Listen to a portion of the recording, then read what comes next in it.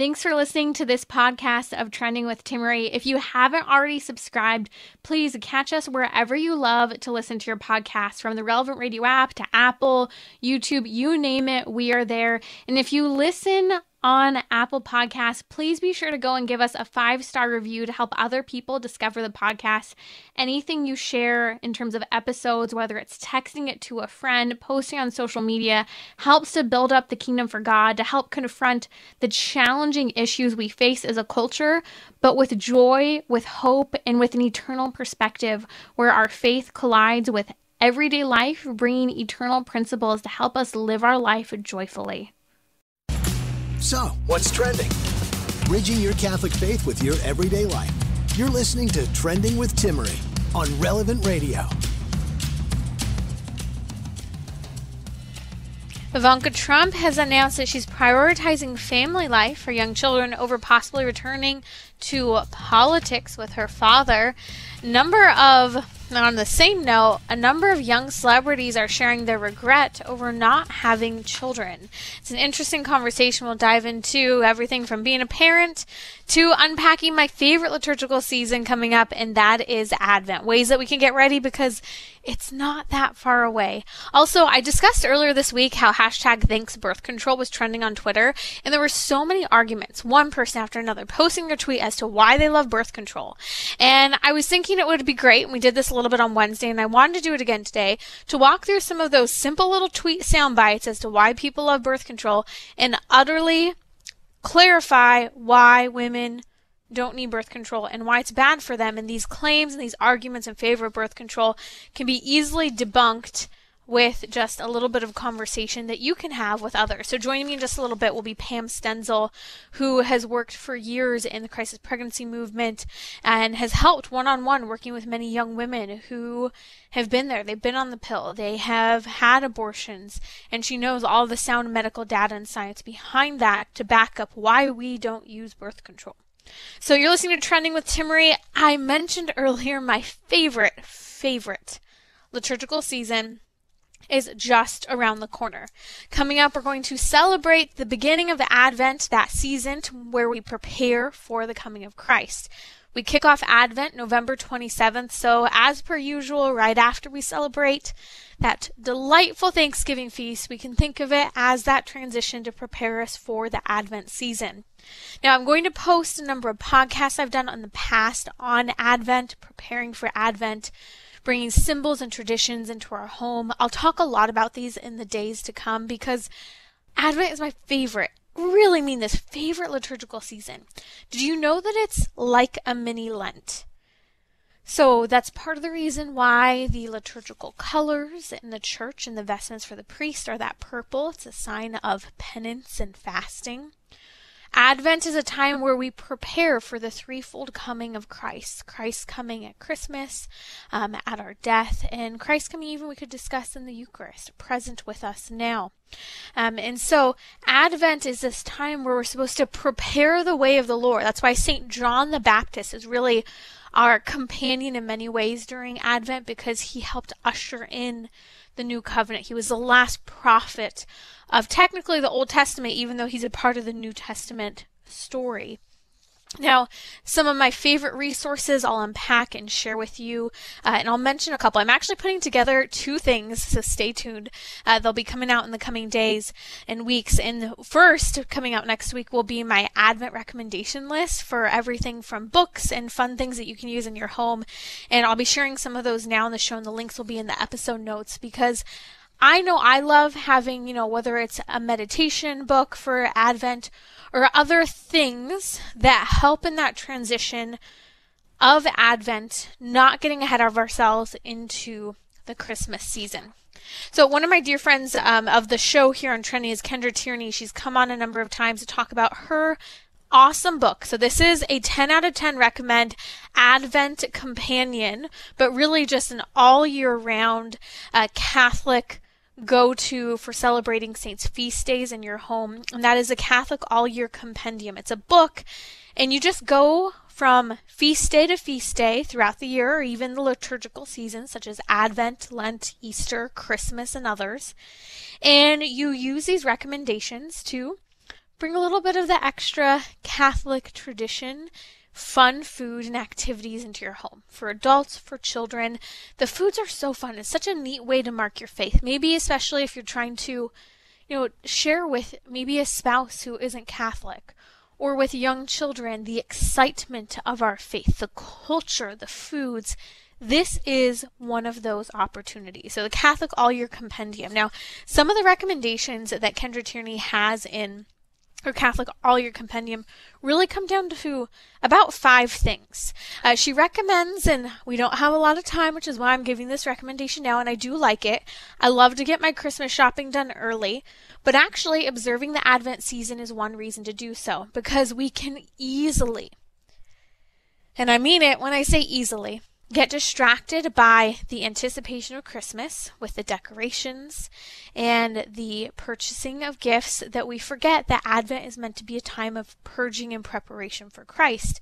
And so if we can work on purchasing our gifts beforehand, it can help us in preparing to have more quiet time and slowing down, even as we appreciate the music and everything around us and the lights. We can still kind of calm and quiet our souls a little bit from having to jump from this thing to the next thing that we still need to pick up for family and friends and for all of those fun festivities we have leading up to the actual day of Christmas. So her first recommendation is try to get all of your Christmas shopping done before Advent starts to the best of your ability, so that you have that little bit more of downtime for meditation, prayer, and that purging that needs to take place in our souls.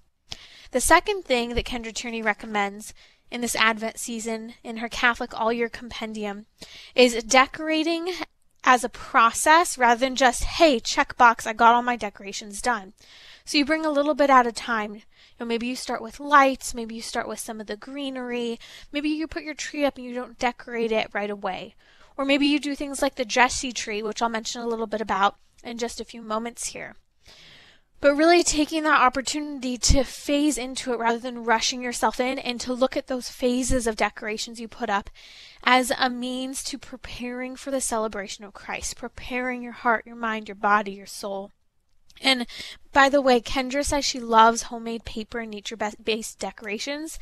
And one of the reasons for that is she said they can be made and they can be thrown out. And actually, depending on where you live, there's always greenery, whether it's the eucalyptus of California or the evergreens of the Midwest. There are things we can take and put into our homes with just a little bit of hunting that can sometimes be close to free if you just, put some effort into it to make that space really, really beautiful.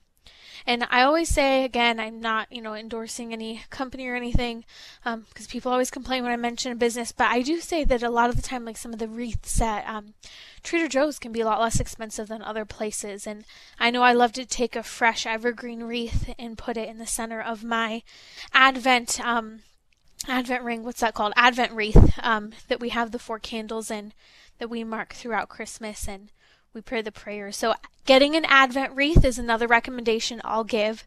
So pick up that Advent wreath now. You can get them online. I love CatholicCompany.com. Catholic Company will post a link to it, actually.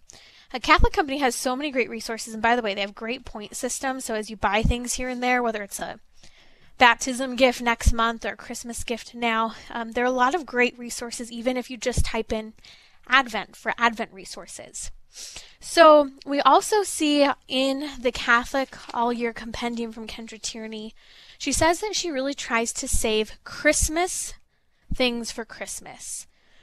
And so she gives various recommendations, for doing that. But, part of it is saving the Christmas celebration for Christmas. And, when we talk about these, we're not meant to be, snobby and judging how other people are moving into the Christmas season, but just preparing, that Advent is Advent, that time of where we're waiting for Christ. And although we already have Christ, right? We have Christ in the Eucharist.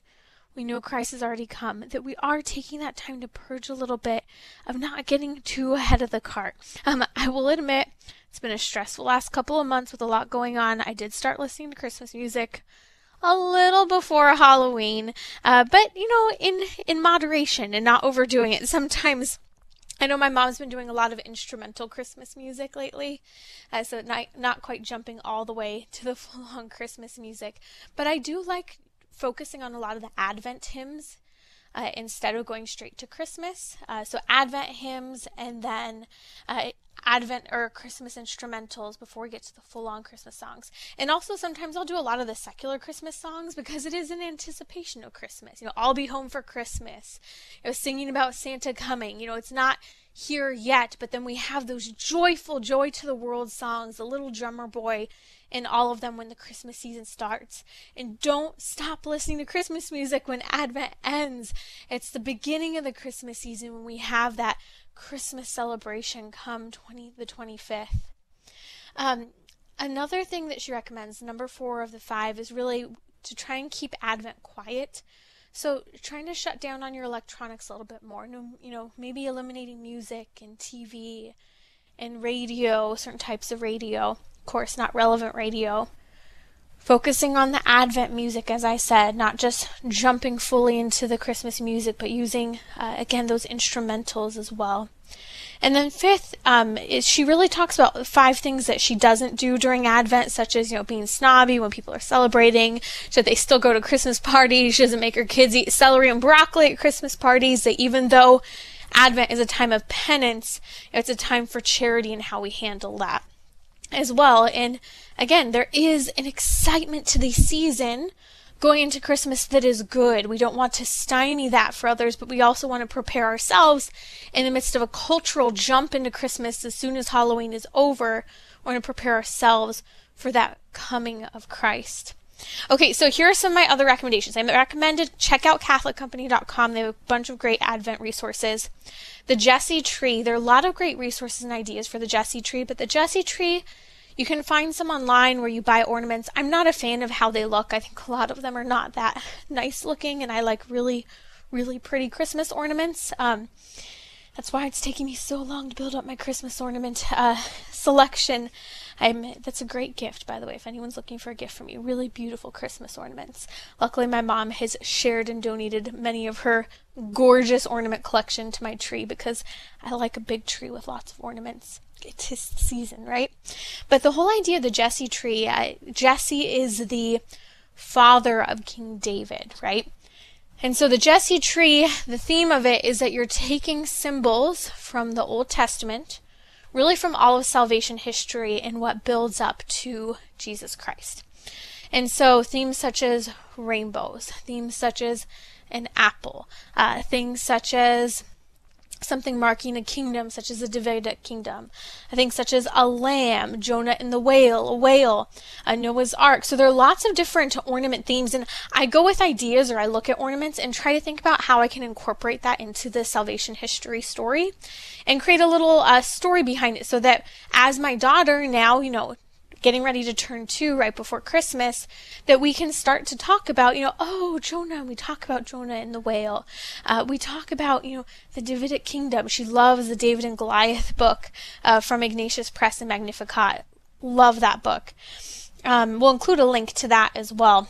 I'll put a little note here so we don't forget. We'll try to post on social media as well as in the episode notes. That's a great recommendation I have too for Christmas, if you're looking for Christmas gifts to get nieces, nephews, godchildren, or your kids. So make your own Jesse tree. Create stories around your ornaments and maybe be a little more intentional with the ornaments you get, and it doesn't have to be ugly. Another thing that I recommend are books. So one of my favorite things during Advent is prior to being married and having a child, I used to always go on an annual retreat at the beginning of Advent. Loved going on a retreat. We'd be out in the desert. The focus would be much on Our Lady, preparing to give birth to Christ, as well as on St. John the Baptist, preparing the way of the Lord. And so, especially with not being able to make a retreat during Advent, turning to a strong Advent companion has been very important to me. So I've tried a number of them over the last few years, and we'll post links on social media, but my all-time favorite has been The Incarnation, Birth, and Infancy of Jesus Christ by St. Alphonsus Liguori. It is phenomenal. It's not light. It's not gentle. It's a real good kick in the pants. I started it stupidly. I don't know why, because it's St. Alphonsus Liguori, thinking it would be something gentle and lovey and fluffy. And it wasn't, but it was exactly what I needed. So that's one recommendation. Another one, because we do ponder death, heaven, hell, and purgatory during Advent. Those are 4 things we really focus on. Another book I recommend is actually also by, again, my favorite, St. Alphonsus Liguori, Preparation for Death, Considerations on Eternal Truths. So I recommend that. A couple years ago, Sister Noble Theresa Aletheia, one of the Pauline sisters, released a much gentler but more meditative book called Memento, Mori, an Advent companion on the last things. That's really great. It's lighter, and it has journaling elements as well. But if you want to go a little more intense, Preparation for Death and the Incarnation, Birth, and Infancy of Jesus is more, I would say, of a recommendation on my part. Also post some links to a couple others, and again, keep an eye out in the coming days for a link to some of my favorite Advent recommendations. So coming up, I'll be back here on Trending and also in the coming days with more Advent recommendations. I hope you enjoy the season. Coming up, we'll talk about Ivanka Trump prioritizing family over possibly returning to politics.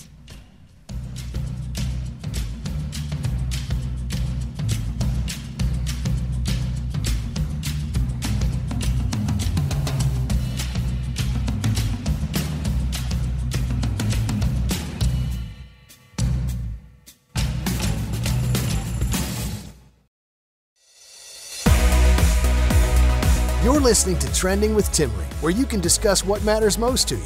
Join the conversation, 888-914-9149. Welcome back to Trending with Timmery. Hashtag Thanks Birth Control was trending on Twitter this Wednesday, and I was astounded and also somewhat entertained hearing all the arguments as to why people love birth control and want to talk about why it changed their lives. But I think part of the reason why I was entertained is the fact that all of these arguments are easily responded to by you with a simple couple of talking points. You know, people are so quick to advocate for birth control and say that others should use it to not have children, plan their families, get the education and career they want. All of these claims, but at the end of the day, whether it be the medical reasons, the interpersonal reasons, or even just the reason for the impact that birth control has on our souls, we need to be able to respond and have an answer. And so I thought no better person than Pam Stenzel to join me. Pam Stenzel is an international chastity speaker, as well as having worked in the crisis pregnancy centers for years. She heads up some of the largest crisis pregnancy centers in Florida, right next to major universities. And you can find her at pamstenzel.com. That's PAMSTENZEL.com. Pam, I know you had an opportunity to look at this hashtag on Twitter, and I want to just walk through some of the most shocking kind of hashtag thanks birth control tweets and respond to them so other people have that confidence that I know you have in saying, hey, this isn't good for you when you talk to these women who come into the crisis pregnancy centers. Yeah, well, I looked at them and basically, I mean, we can talk about some of the issues, but the reality is almost all of them have that negative, children are negative, children are a burden, family is necessary, and sex completely outside of its procreative meaning and purpose. And I think the sad thing is it's just a reflection of our culture that has just made sex a recreational sport, and then made marriage insignificant, and then made children a burden or a problem or a disease rather than the gift that they are from God. So all of those things are magnified in this whole thanks for birth control, it's awesome thing. Mm-hmm. No, and I think it's true. Even those people who are celebrating it, I think, for example, someone such as Congresswoman Sarah Jacobs, she posted, I was probably the first member of Congress to talk about using Plan B on the House floor, but we need to destigmatize birth control because this is healthcare, she says. She goes on to say, from the pill I used in high school to the IUD I used for years to the Plan B I've used at times. Hashtag thanks birth control. I was so heartbroken, Pam, to read that short little tweet that basically just said, I probably killed my baby multiple times. I used an implant for a period of time that for years, she said, which, by the way, IUD is extremely detrimental to the body. Women are lucky to be able to actually use that and not have health damage done to their body. And then she said she's been on the pill since high school. So that means that she's probably at least 20 plus years of hormonally nuking her body with these chemicals that have a long-term impact for her. Absolutely. And not only that, again, it goes back to her entire attitude about sex, about marriage, and about children. And in the process, she's the one, with all the damage to her body, as you said. And the plan B it's so frustrating to me. Being on a university campus, I cannot tell you the amount of girls that will come into our pregnancy clinic. And by the way, they get pregnant even though they were using or tried to use Plan B. It's not always successful, and they're using it like candy. Like it's just I'll do this again next week, and it's a total overdose, really, of birth control, and completely unhealthy. And it's sad. But I was thinking today about this topic, and I was listening to some discussion about the Senate passing they call it the Respect for Marriage um, legislation, which it is anything but and horrible. And I was thinking, the reality is it goes back to we have reduced marriage to nothing but a feeling, has nothing to do with a man and a woman and the creation of family and the fact that these are two biological human beings that in their union can produce children. And we've taken not only centuries, thousands upon thousands of years of history and biology, but we've basically just thrown our fist in the face of theology and God's plan and God's design. And birth control basically was the beginning, for our culture at least, of of of this decline into sex without meaning, marriage without meaning, and now a lack of families. And I don't know if your listeners heard this today, but Chuck Schumer actually said out loud that because we are not reproducing in our country, that our birth rates are so low that no one's having babies and we're not replacing the population, that is the excuse for having millions of immigrants come into the country because we need to replace the population. And now we're at the point where you talked about, sex having no meaning, family having no meaning, the body having no meaning. I mean, if you look at what they're doing, they just passed in Vermont, California, and Michigan amendments to the state constitution, making it so that a person has the ability, if they're a minor, my 2-year-old, a 15-year-old, a 9-year-old could go and access puberty blocking drugs, cross-sex hormones, and plastic reconstructive surgery for what's the so-called gender affirmation surgery without any parental consent notification and funded by the state. I mean, your body means nothing. And as you mentioned, this goes back to this whole idea of contraception.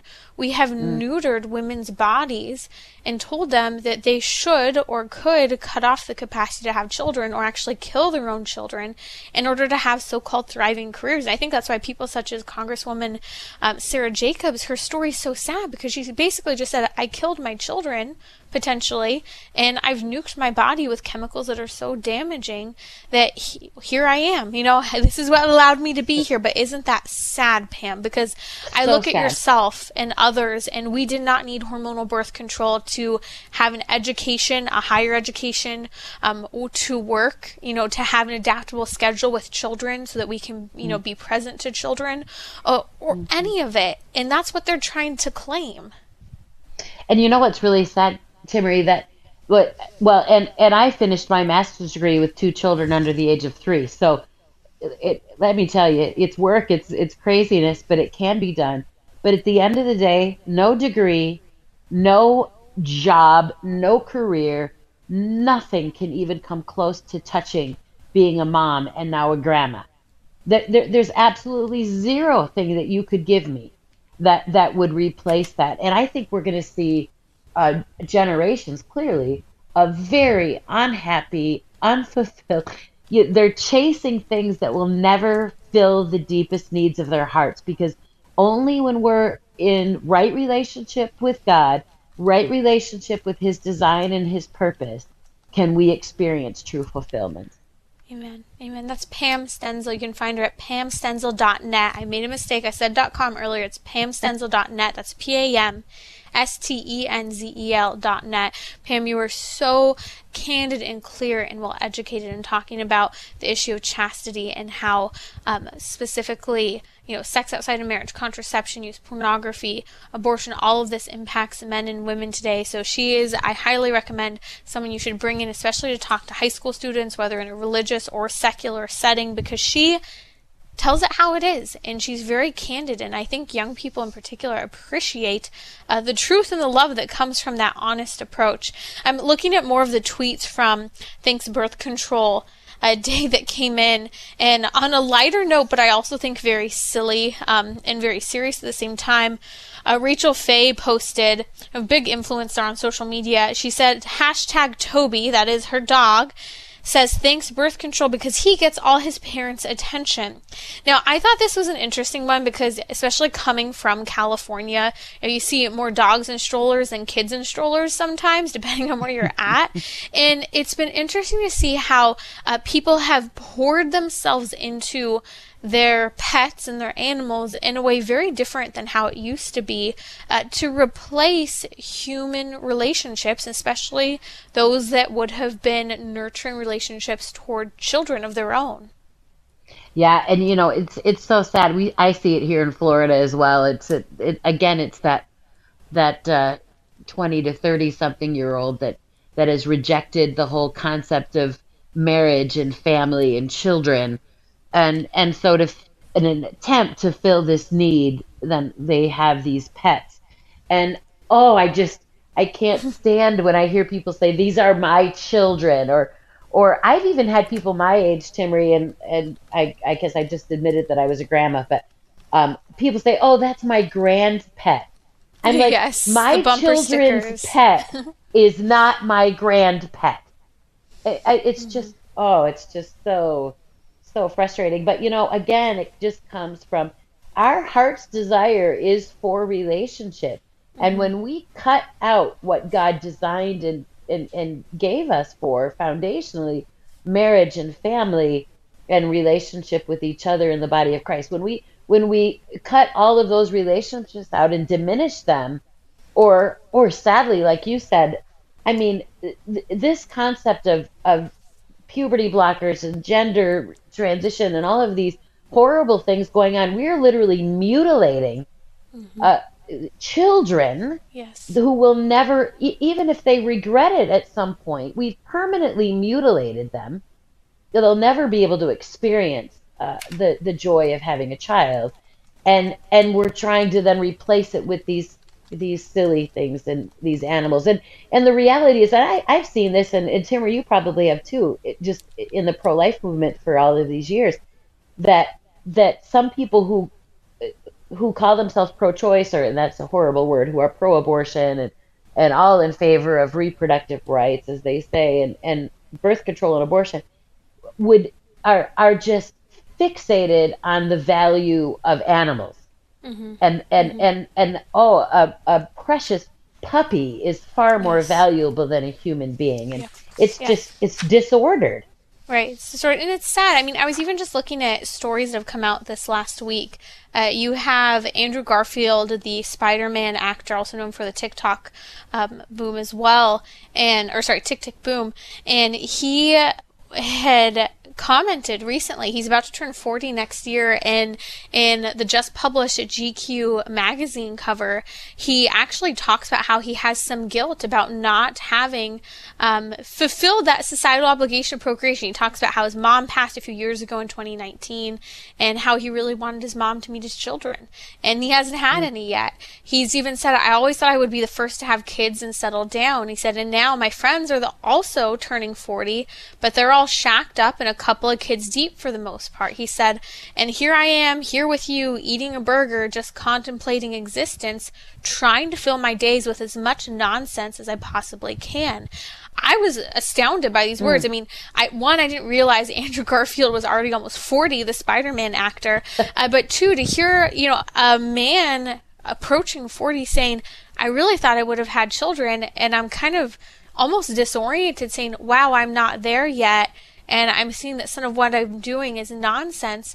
I think this all ties into the fact that we as human beings really do long to give ourselves to children, and that the culture is stifling that, and we're replacing the gift and the value of motherhood and fatherhood and those relationships with surrogate relationships of such as pets. And I think that's so sad that that's where we're at. But people like Andrew Garfield and others are saying, hey, I'm recognizing things are a little empty right now as I'm approaching my older years. Yeah, and the sad thing is that there's a time issue here. You can't just chase all of these things the world tells you should be chasing, and celebrate your use of birth control and your choosing not to procreate or to develop strong family bonds, marriages that last and that matter, and then all of a sudden at 40, like this, it go, oh, I wish I would have. Well, it's too late. It's too late, and I think, the infertility issues, the fact that we have so much infertility, this is all compounded by a few things. One is delaying having children, marriage and children, until mid-30s and beyond. And then the other, part is all of this use of birth control, Timmery, for decades. It's not like it's not even temporary. I'm seeing girls, when I speak in Catholic high schools, it's devastating to me, that are on birth control. Parents put them on birth control at 14, 15, 16, and they look right at me and tell me, well, it's just for my skin. It's just to regulate my periods. It has nothing to do with it. And we've convinced them that taking this synthetic hormone, which has so many consequences, to help them have clearer skin or less painful periods. It's insane. And then they're going to be taking these drugs for decades. Yes. Yes. I was talking about that on Wednesday when I first saw this hashtag here on Trending. If you didn't catch it, go catch the episode, relevantradio.com/trending or wherever you catch your podcast. But a lot of the arguments in favor of birth control that I saw on Twitter were people saying, oh, I have polycystic ovarian syndrome, PCOS, and I wouldn't be able to manage it without birth control. Or, oh, I have endometriosis. I wouldn't be able to handle it without birth control. And my heart breaks, especially being someone who has PCOS, in recognizing that PCOS being quote unquote treated by birth control actually is almost like a guarantee that you will never have children, because they're just giving you a generic amount of hormones, when the reality is that you very well may need hormones such as progesterone potentially, depending on your case, but in a focused amount at the right time of the month so that you can achieve a healthy cycle and health and potentially children, rather than completely disorienting your cycle and also putting you at risk for cancer. I mean, group 1 carcinogens, synthetic estrogen and progesterone, recognized by the UN and countless medical journals. We'll actually have to post a link on the episode notes to that, where I break down why birth control is bad. It's because it's a group 1 carcinogen, and yet people are claiming it treats women for their health, from acne to endometriosis. It's so sad. It is so sad. And I have was diagnosed with PCOS as well, but later in my late 20s. But the reality is, because I did not want to take the birth control for myriads of reasons, they were able to put me on metformin, which actually did 100% better than birth control would have ever done. And there are so many other ways to treat PCOS as well, and some of it's diet and some of it's healthier ways to deal with it. The fact that we're running right to these carcinogenic drugs and these synthetic hormones is just, it's insane. Somebody's making money at the end of the day, and the problem is, our girls have just kind of and their parents clearly have just kind of gone along with what the doctors and the medical establishment are saying. And I think one of the other hard things for me is, one of the girls I was hearing it so much. But one of the girls, I'll never forget her, Catholic high school, she came up to me, she said, well, I'm taking this for my skin. And then I looked at her and I said, well, whatever you do, if you're taking birth control, you cannot have sex because you've just increased your risk of STI infection by about 10 times. So if you're taking birth control of your skin, do not have sex. And she kind of had this really horror look at me, and I'm like, well, that look tells me that you're not just taking birth control for your skin. And I said to her, I said, so are you sexually active? And Timmy, you know how you can tell when a teenager is considering just not telling you the truth, but then realizing what's the point? I mean, it was a private conversation between she and I. And so she admitted that she was sexually active. And I said, can I ask you this? Were you sexually active before you went on the pill for your skin? And she said no. And I said, this is what's happening. I don't care what parents are saying about these young 14, 15, 16-year-old girls. They're not sexually active. They realize that pregnancy is a risk of having sex outside of marriage. They don't want to find themselves pregnant and unmarried. And so then all of a sudden there's an excuse to go on the pill for some other medical reason. And now you've taken away their worst fear. So now they think, well, now as a side, I can just start having sex because I won't get pregnant. It's devastating, all the way around devastating. Right. It's a fail-safe that people didn't intend to have as a fail-safe. You get on it for your skin or another so-called medical reason that should be treated in a different way. And again, I recommend our NAPRO physicians highly, in particular on this issue, because they treat underlying causes. We'll include a link on social media as well as the episode notes for NAPRO physicians who treat women's bodies, not giving them birth control. It's so important what you're saying, because I remember even in college going to a small Catholic university, I saw it, some of these girls who were on birth control still for so-called medical reasons, and the next thing you know, they're dating someone, especially if they weren't dating the right guy, and the pressure was there to sleep with them, and the birth control was there, not intended for that purpose, but lo and behold, you find yourself in the midst of a temptation, and you have that little fail-safe in the back of your mind that, well, I would be okay. It's hard enough to say no as is, but when you have that as a backup, and many women are devaluing themselves in these situations because they think that they will be more loved in this case if they do. So it's so sad. It actually makes me think of one of the photos, one of the memes that went up on Twitter on hashtag Thanks Birth Control Day this week. And it's an image of a boyfriend and girlfriend walking down the street together, and they make it very clear that the girlfriend is not taking the pill and therefore is at risk of an unplanned pregnancy. And then the guy's turned back looking over his shoulder, and he's looking at a girl who has affordable access to birth control, and she's taking birth control, and he's kind of whistling and checking her out. And it's showing this in this meme that, hey, you're not as interesting because you're a risk of an unplanned pregnancy. But this girl over here, more interesting because she has birth control.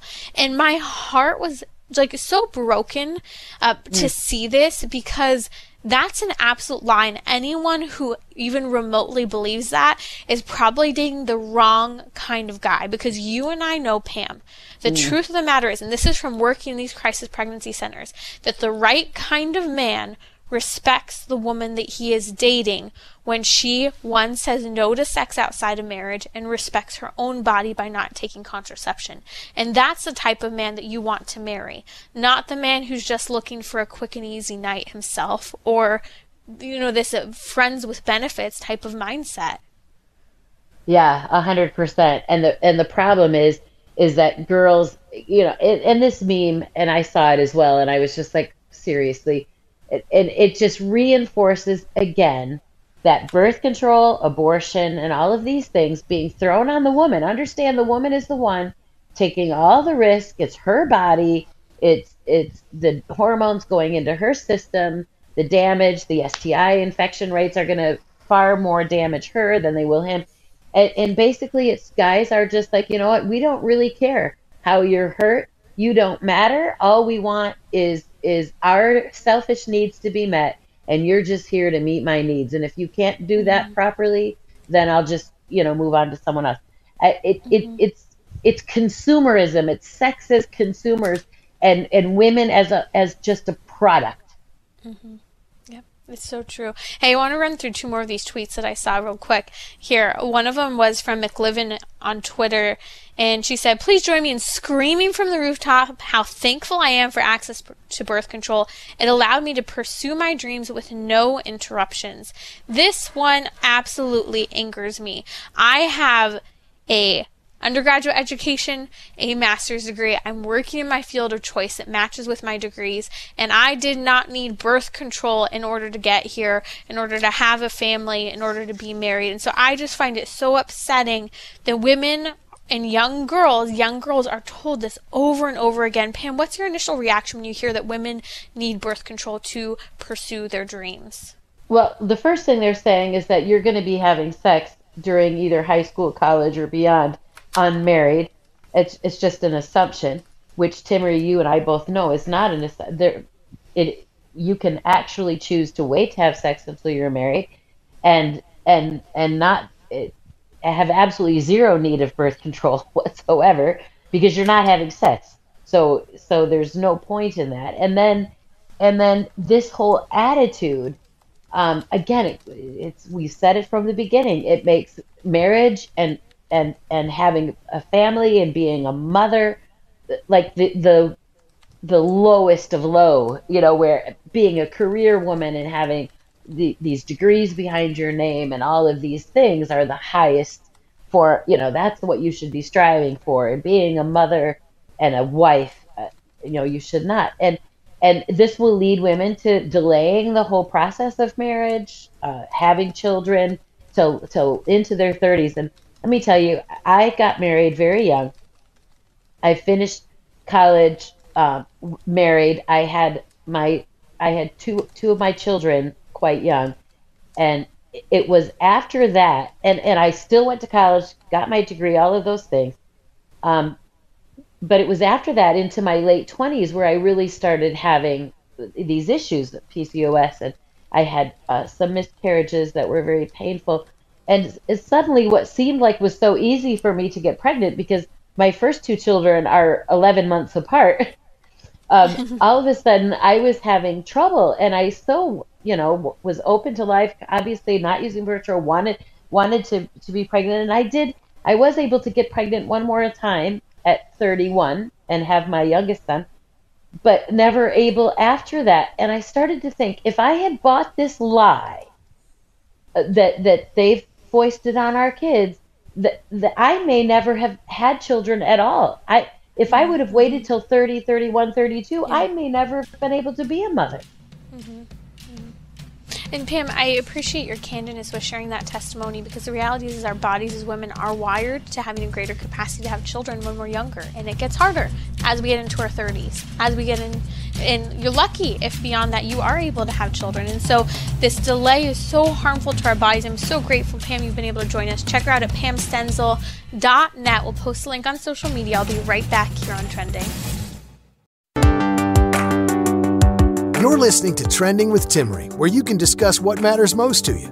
Join the conversation, 888-914-9149. Former President Donald Trump announced his run for re-election in the coming years as we approach our next presidential race. But interesting to me was his daughter Ivanka Trump's comments. Now, whatever you may think about Ivanka Trump, there are a couple things I really, really respected in her work. She did actually approach the CEO of Planned Parenthood, asking them to stop performing abortions. Again, not that I agree that she was in support of the other work that Planned Parenthood does, but hey, she asked.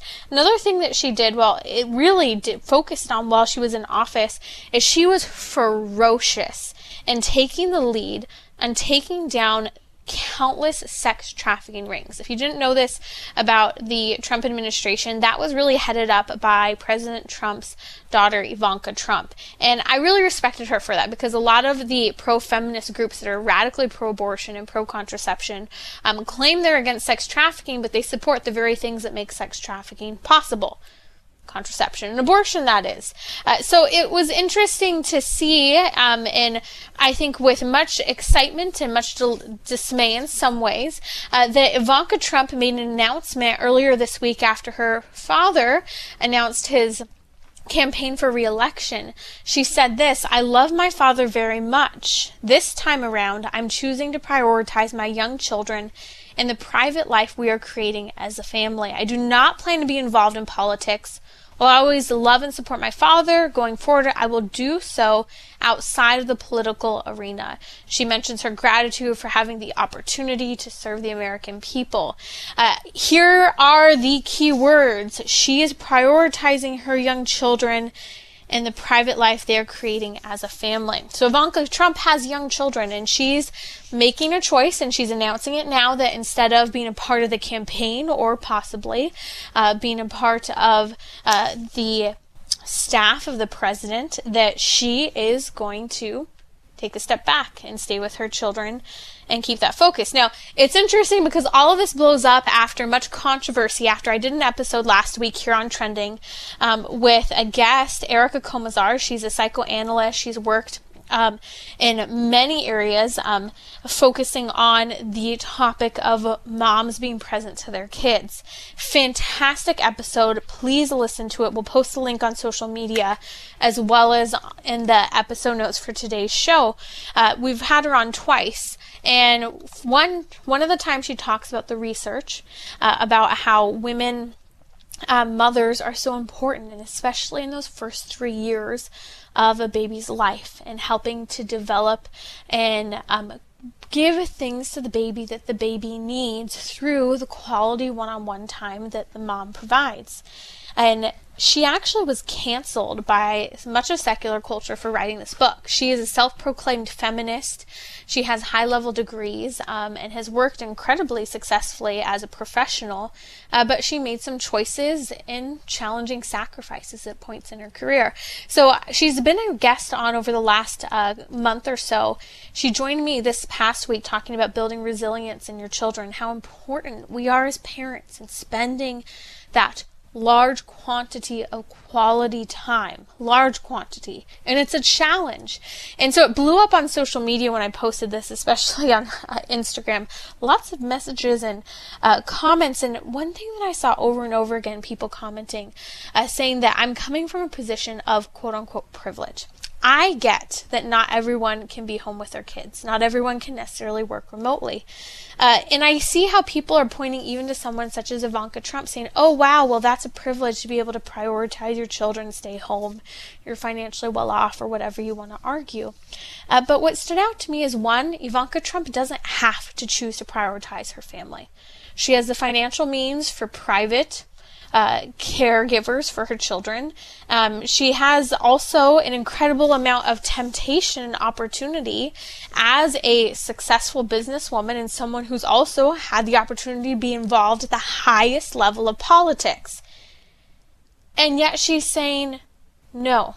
She's saying, I'm prioritizing my kids and the private life we are creating as a family. She's got my respect for that decision.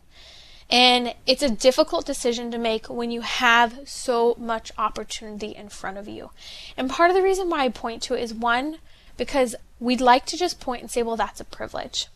But we have to pause and ponder and recognize that there have been countless women, countless mothers, often our own, who have made difficult choices with regard to how much education they do or don't receive, what type of job opportunities they do or don't take, and how long they enter or stay out of the workforce, to prioritize being present to the family. And I think that so often we like to say, well, that person has the means or the opportunity or the privilege.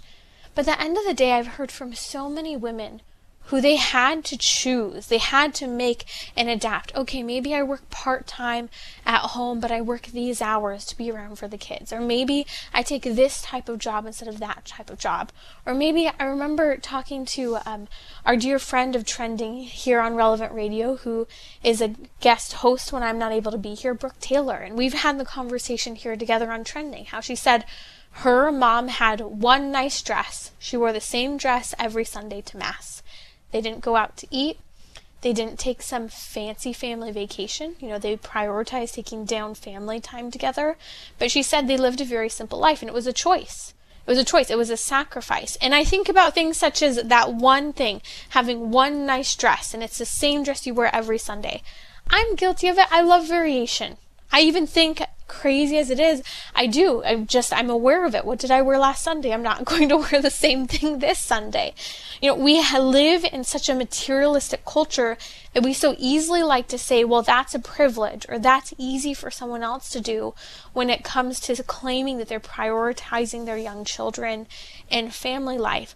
But at the end of the day, no matter what means you may or may not have, we are called to take on that primary responsibility that we must understand as Catholics to be the primary people who are educating our children. And that's hard to do in a current culture that is so materialistic and is so tempting for us as women to dive right into a career-oriented direction.